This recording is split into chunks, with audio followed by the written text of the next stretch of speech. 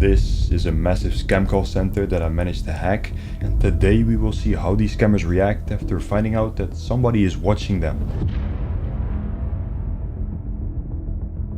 In my last video, I already briefly showcased this call center and showed some footage of their CCTV cameras, and I also talked about how I managed to hack this call center that at first glance might seem unhackable. See, these guys run their agent computers on the operating system CentOS, which makes it very hard for me to get remote access of those machines with my current methods, and they also run a scam in which the agents cannot possibly be hacked as they only make outbound calls, so will never be targeted by scam baiters calling them, and the scam that they run does not require the use of any remote access software such as AnyDesk or TeamViewer, so there's no risk of the agents being tricked by people like me. So how did I still manage to infiltrate this huge operation with over 150 computers? Well, that is exactly what I discussed in part 1 of this mini-series on the Siliguri-based scammers. To give you a quick rundown, I got contacted by an insider in May of 2022 that was working for a test call center in a remote village in northeast India, which was being run by the guys that own the headquarters in West Bengal. This test center turned out to be non-profitable and was thus a failure,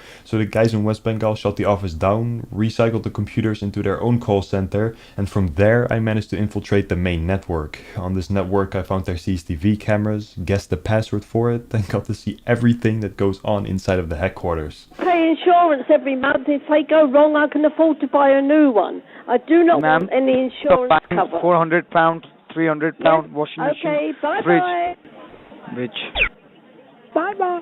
The cameras in combination with these scammers their phone system gave me the opportunity to see exactly how this operation is ran with both video and audio, showing a pretty unique and highly successful washing machine scheme. My name is Tom Dada and I'm calling you from the warranty cover. The manufacturing warranty on your washing machine has expired. Oh, no. So we're calling you extended. What these scammers do is that they run a so-called day shift, which means that they work in Indian daytime, and do this because it is the best time to reach victims in their area of target, which is the United Kingdom. And they mostly call people in Scotland and England, blasting out over 300,000 calls every single day, which is an insane amount that gives their 60 agents a constant flow of calls during their shift. Your washing machine warranty department.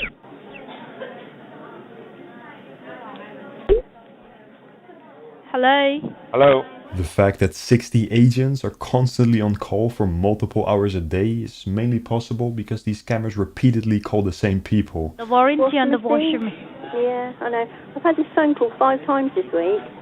It hasn't run out on my washing machine. I've got it insured. No, this is the 3rd time this week you people have rung me up.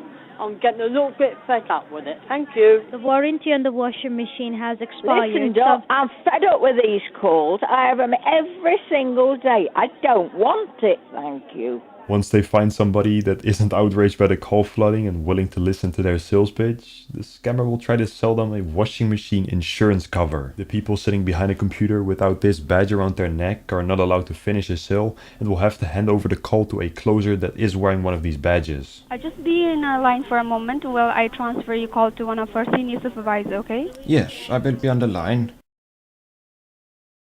So, you wish to renew the warranty, right?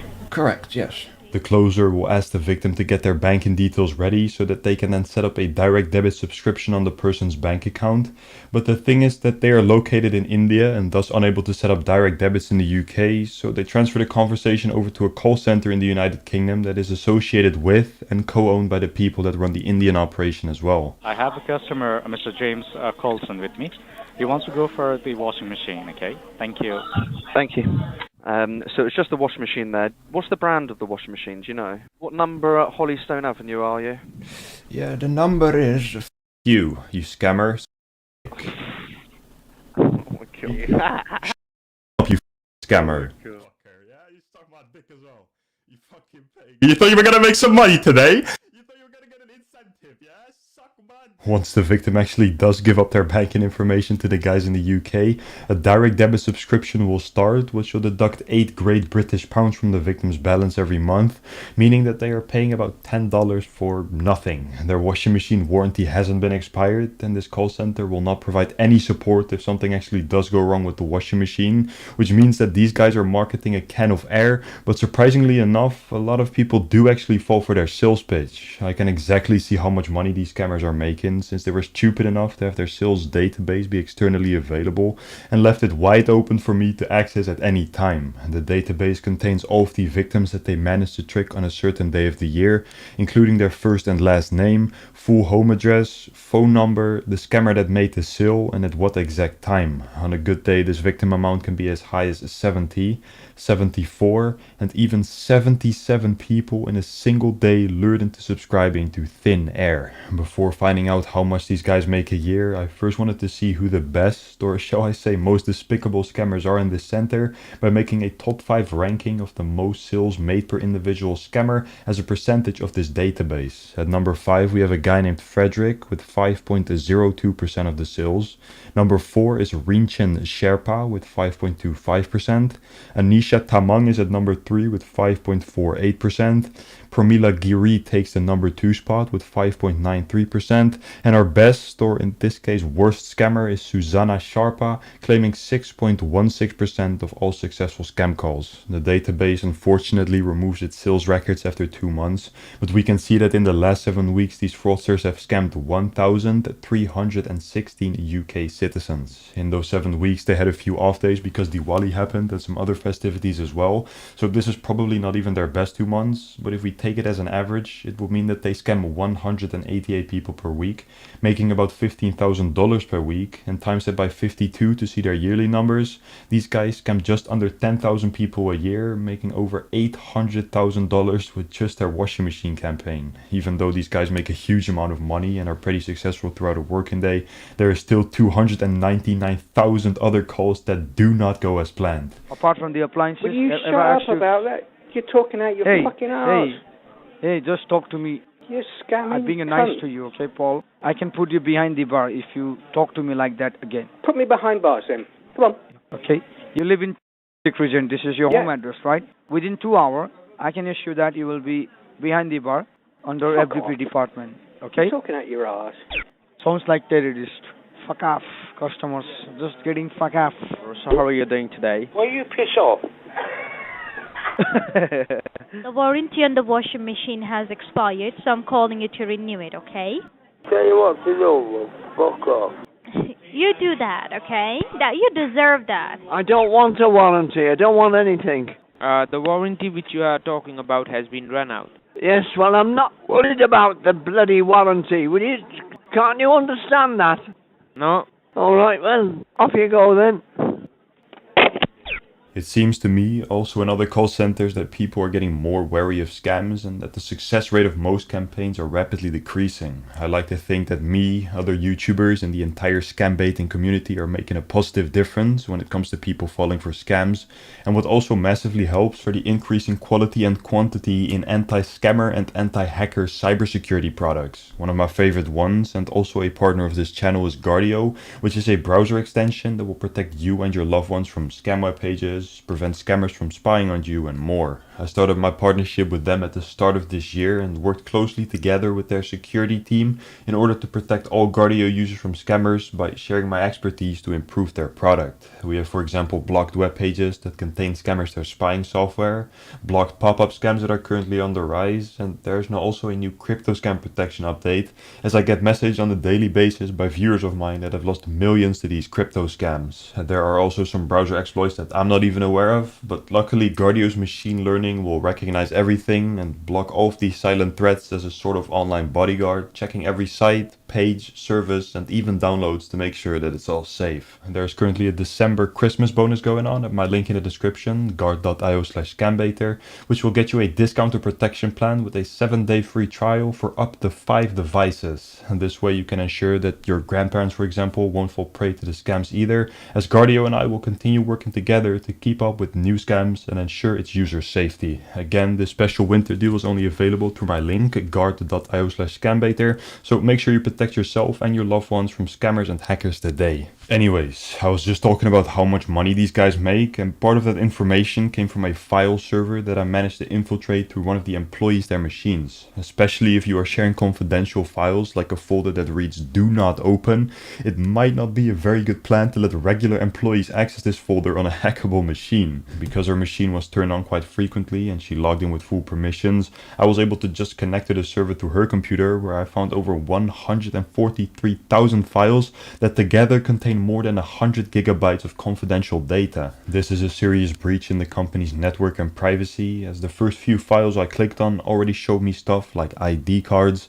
past photos of every scammer with their full name and date of joining, the scammers their rent bill, employment terms, and blacklisted employees. Just to show how detailed everything in this pile of data was, let's take an example of one of the blacklisted employees. We can see that a few people are not welcome anymore to scam in this place for a variety of reasons, including leaking the company's data, damaging property, breaking company rules, cussing out victims, misconduct, molesting, and espionage. If we take one of the more brutal cases that a guy named Ranjan is apparently responsible for, I could easily look up this guy's past photo to find out what he looks like, and I was also able to locate all of his information in an Excel spreadsheets file. The information leak was not just for this one molester, but also for about 4,000 other employees that have ever worked for this company. To give 2 more examples, the guy that we saw earlier who finishes most of the scam calls is documented right here, and the most successful scamster, Susanna Sherpa, was also once photographed for this folder. If I were to discuss all the 143,686 files I downloaded, this video would probably be about 40 hours long, so instead I will just quickly run through the directories. There were a few folders that contained a bunch of victim information, a few folders that hosted web pages, one directory was empty, one directory had a bunch of articles about insurances, another few folders contained call recordings and scripts, then there were folders with employee information, and also dedicated directories for software that the scammers use in the call center. Now we are only left with 5 directories, of which 3 contain very sensitive data. The other 2 are not so relevant, containing paperwork that new victims receive upon subscribing to the direct debit, and also the folder that the quality check team works in. HR 2022 is the smallest standing folder, where we can find all the 104 resumes of the scammers that worked in the Churachandpur test call center, including my insider. In the shame folder we can find a lot of information on how poorly these scammers are treated. We can see, for example, that the average salary is $100, and that when the scammers don't make a certain amount of sales, they will be heavily pressured with notice letters and get paid even less than they already are. On top of this, when they get caught eating on the floor, they will be charged 100 rupees per incident without excuse, and the employees are also liable for any damage done to the equipment in the call center. Lastly, HR Backup, the largest folder that cannot be fully showcased, but I'll just take 5 files that best summarize the contents of this folder. First of all, we have PDFs with every single employee's personal data. Secondly, we have a file that shows Uday's cash payments to employees. We have a scan of the company's lease contract. We have hiring posters, and finally we have a list of items needed in the call center. And that was a lot of information, but the data in this folder is the backbone of our office and has made it possible for these scammers to take calls and pitch their script to victims in the UK. So it might How are you? All right, thank Oh, you. how are you? How are you? All right, thank you. Hello? Hello. Hello? How are you? How are you? All right, How are thank you, you. lady? I'm all right, thank you. Okay. Hello? That is not exactly what the bosses of this call center intended to get when setting up this operation. Inside of the Phase 1 Webwell IT Park building, behind these 2 doors, is where this fraudulent campaign is ran, and it seems that they are doing this under the name of Digital Leads. The only problem is that this operation has a million different names, and it is pretty hard to tell which one is actually their official trademark. Okay, Mr. Peacock, this is Officer John. I'm calling you from HMRC Tax Department from UK government. This is Rosie, and I'm calling you on behalf of Domestic and General. A very good day to you. My name is Alan. and I'm calling you from the warranty cover. So how are you doing today? In the network folder's web pages, they call themselves SAC and HAS, or Smart Appliance Care and Home Appliance Support. These two companies are the ones that are registered in the UK and take the direct debit payments from the victims' bank accounts, hence why they have a bunch of negative reviews if you look them up on Google. And then we have two company names on Uday's Facebook, RH International and PP Enterprises. Well, RH International is also a UK-based management company that runs the call center in the UK who closes the sales. PP Enterprises used to be the same thing, but that got dissolved a few months ago. And then what is Digital Leads? Well, this is the India-based management company for this call center that is kind of the same as RH International, and this is clearly what they like to present themselves as in their physical location. All of these 5 companies are owned by one man that goes by the name of Manmeet Singh, a UK citizen of Indian descent that, according to this public record, lives in Leeds and is 40 years old. Even though he is a UK citizen, he mostly resides in India and only travels back and forth to the UK when necessary, as he is present in the call center almost every day, and we can see him right here. His call center in India runs from Monday to Saturday with a 10-hour shift starting at 2 p.m. and ending at around 12 a.m. Most of these scammers are pretty young and not very clever, which means that they won't complain about working 60 hours a week for only $100 a month. Well, there are some people that do not appreciate being treated like animals, and they are the ones that have left negative reviews about Uday and this call center. We can read, for example, that people write things like worst work experience I ever had. They did not pay me for 3 months. I suffered a lot for this fraud company, and the manager Uday is the most treacherous guy I've ever seen in my life, and that Uday, the so-called team leader, treats his employees as his slaves. Actually, they seemingly all are slaves of Manmeet, the so-called director of the company, and it's apparently a fake organization, fake process, unauthorized company that don't give salaries in a hell place with a bad working environment and no coordination. In my last video, I thought it would be good to ruin these scammers their horrible work experience even more by calling them up and pretending to be a victim, which is how these guys found out that they were hacked, sort of. It was actually one of my friends that was also making a video on these scammers that alerted them of our presence by doing this. Hello. Hello. A very good afternoon to you, sir. Am I speaking with Mr. Jonathan Sue? Yeah, and I believe I'm speaking to Ozla.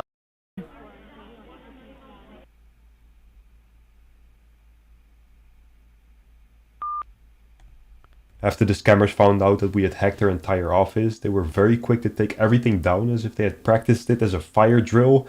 This has happened in multiple call centers that I confronted with my presence, and I think this reaction stems from a lot of these scammers watching videos of other call centers getting hacked and them being paranoid of it happening to themselves, so they already have a plan in case it actually does happen to them. Within 2 minutes, the call center's local servers, computers, phone systems, CCTV cameras and router were all unplugged, and they have completely wiped everything down since I uploaded that part 1 video on them. In response to part 1, the bosses of this call center also had the nerve to file a police report against me, which is just a scummy defense mechanism to show the police and their employees that they are so-called innocent.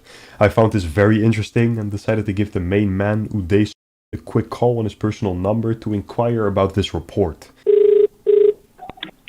Hello. Yeah, am I speaking to Uday? Hi. Tell me, how may I help you? You are talking to them. Yes, I know, bro. This is your number, man. So please tell me, how may I help you?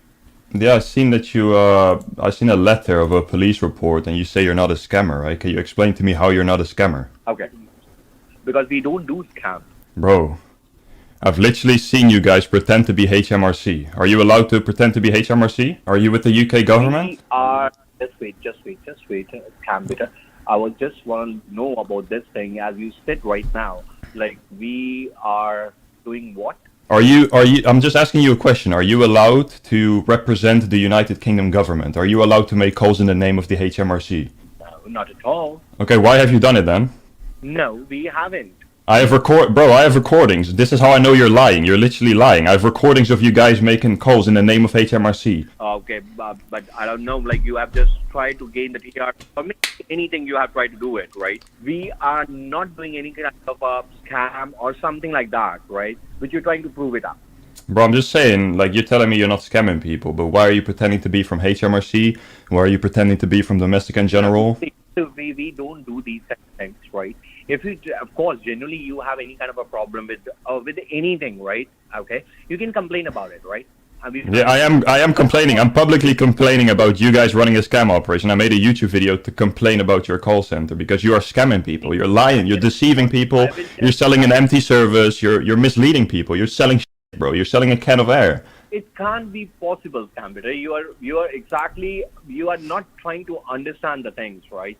Okay, make me. What are you trying to make me understand? You're talking shit. Just get to the point. What do you want to tell me? Just say what you want to tell me. Don't like if you have any kind of a problem, you can do a complaint about it. Of course, if we are, of course, you're doing a wrong thing. So you are the complaint which you are doing. That is, of course, generally if it's not right way. Okay, so what is the right way? If I want to make a complaint, right? So I'm gonna fly to India, go to the Siliguri police, and tell them that you're scamming people. What are they gonna do? They're not gonna. Me and you, we both know they're not gonna do shit. All right, you're just inquiring about me, and you're just spoiling my reputation and about my physical and mentally trauma. You're giving me up again and again. So of course, do you think so? That is the right manner which you are doing. Yeah, maybe if you want to prevent that, maybe don't scam people. Why are you blaming me for you're scamming people? It's your own fault that you got exposed. You're scamming people. Buddy, listen. You can do it with those people who really do a scam. You can't spoil the reputation or the image of anyone who don't do these kind of stuff. But you are. You are scamming. You are a scammer. Listen, have you watched the video, Mr. Uday? Have you watched the video or no? Or are you just talking now? Thank you so much for calling me up and talking to me up, and I'll respond to you up. Yeah. Can I show you one audio clip, please? Can I show you one audio clip? Hello? Audio clip. Yeah, I want you to explain it to me if that's okay. After this, not much else happened. I'm still waiting for the Siliguri police to respond to any of my attempts of trying to reach and inform them, but I don't think that is going to happen anytime soon. I still hope you guys enjoyed this video. If you did, please make sure you like and subscribe before clicking off. If you want to support my work financially, there's a Patreon and PayPal link in the description. I hope you guys have a nice day. Stay safe, stay cautious. Bye bye.